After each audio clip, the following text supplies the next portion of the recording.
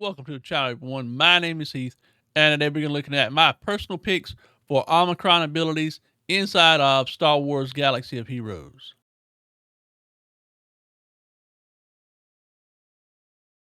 So here we are inside of Star Wars Galaxy of Heroes, and I broke down my list of Omicron abilities based on Territory Wars or GDAC. I did not include Territory Battles in this list right here. I personally don't use any of the Omicron abilities for Territory Battles. There are a few nice ones out there, so if you want to use them, be sure to pick up ones like for Finn or somebody like that. These are some Omicron abilities that I already have.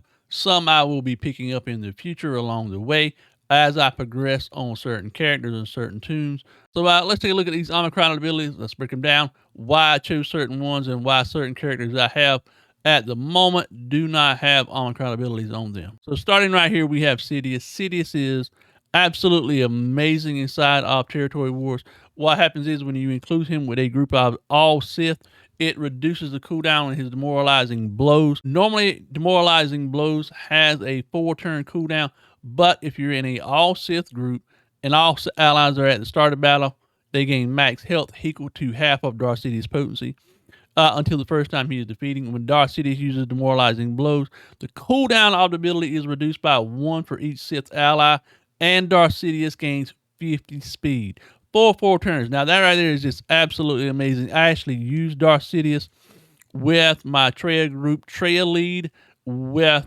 Darth Sidious. I include Set as a tank, and then I swap in whatever Sith I have available at the time. As long as it is an all Sith group, it does not matter, and it does activate this Omicron ability inside of Territory Wars. My next choice right here is a newer one that was recently added with the update. It is for Droideka. It is only active if the entire group is Separatist droids, but what is gained is Droideka gains damage immunity for 1 turn at the start of the encounter. Can't be copied, can't be dispelled or prevented. Droideka gains 1 stack of charge for 1 turn whenever another ally takes a turn. So as we can see right here, whenever an ally is marked, Droideka gains 25% max health stacking until the end of the encounter, and the ally in the leader slot gains 20% turn meter. So this is a really nice bonus for General Grievous, as he is going to be your primary leader for a Separatist group. And then at the start of each turn, if Droideka has damage immunity, all allies are immune to daze and stun. So all allies cannot be dazed, they cannot be stunned. And while Droideka is marked, all other allies gain 25% potency plus an additional 25 speed. And then the 4th time Droideka is defeated while marked and the ally is active, it revives all allies at the end of the turn, and all allies recover 100% health. Then at the start of Droideka's turn, all allies recover 10% health and protection as well. So our next Omicron ability is absolutely major, and this is on Mara Jade. At the start of battle, if the enemy leader is not a galactic legend, they lose 100% protection, 50% max protection, and Mara Jade gains 100% turn meter. And whenever an enemy unit is defeated, all allies gain 20% max protection. Mara Jade inflicts vulnerable for 1 turn on a random enemy, which cannot be evaded or resisted. So used in conjunction with Emperor Palpatine as lead, this is an absolutely mind-blowing Omicron ability. So if you're going to pick up any, I would really suggest grabbing Mara Jade, getting her leveled up. So as you know, Mara Jade will be used primarily with an Emperor Palpatine lead and Star Killer in the group as well. But this makes the group really strong and really powerful. A lot of times, like I said, it is run on defense, and it is a really tough group to take down. However, even with the absolute best Emperor Palpatine, Mara Jade, and Star Killer group you can put together, Ahsoka Tano, Fulcrum, and her Omicron ability can absolutely obliterate this group. So if you're going to be picking up one, be sure to pick up both. So this is what her Omicron ability does right here. She gains 25% defense, max health, offense, max protection, and gains 35 speed. And if there are no other active allies in the group with her, she gains these benefits as well. So if these requirements are met, she gains 100% armor penetration, critical avoidance, 75% defense, max health, offense, max protection, and minus 60% tenacity.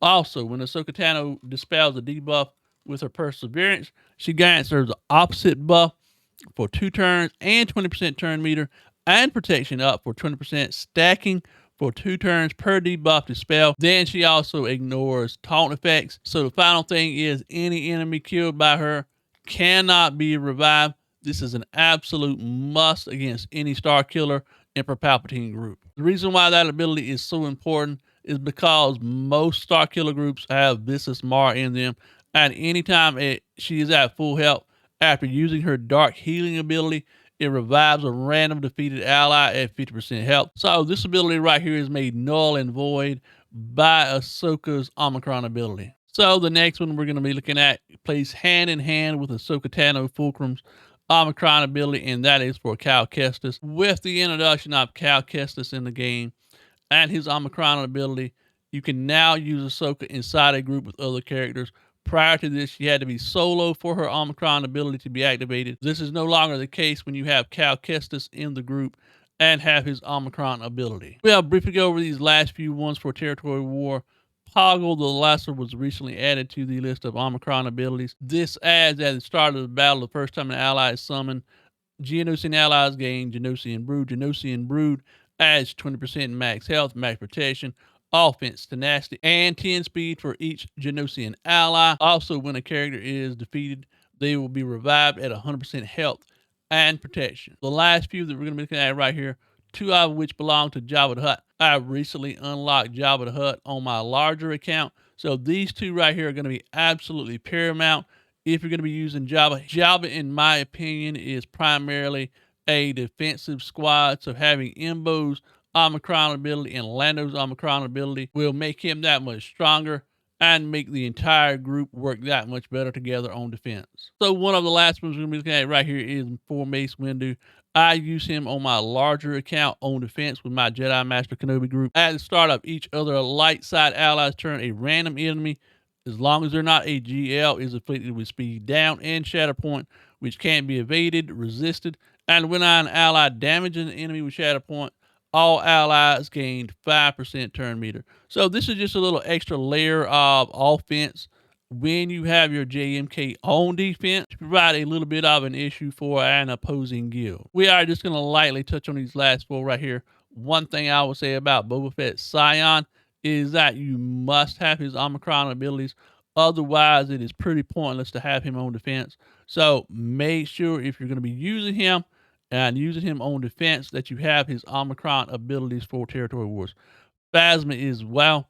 Having the Omicron ability for Phasma makes that entire First Order group that much stronger. So be sure if you're going to be using Phasma in a group, have that Omicron ability set up. One thing to take into account is if you do not have the Grand Inquisitor unlocked, pretty much all the members of the Inquisitor squad have an Omicron ability. So look over those carefully. Pick and choose which one you would rather have in regards to leadership on this squad. Then finally, we have my final pick, which is Admiral Trench. Using him inside of a Separatist group is an absolute must. He brings so much flexibility and so much strength to a Separatist group when you have his Omicron abilities unlocked. So this is my current list of Omicron abilities that I have or have the potential of working towards in the future. If I left one out that you feel like should be on this list, let me know down in the comment section below. Is there one that you think everyone should have no matter what?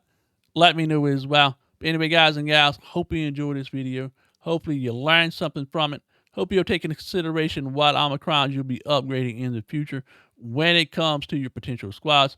But anyway, look forward to seeing you in the next one. Until then, much love, peace out, and we'll see you soon.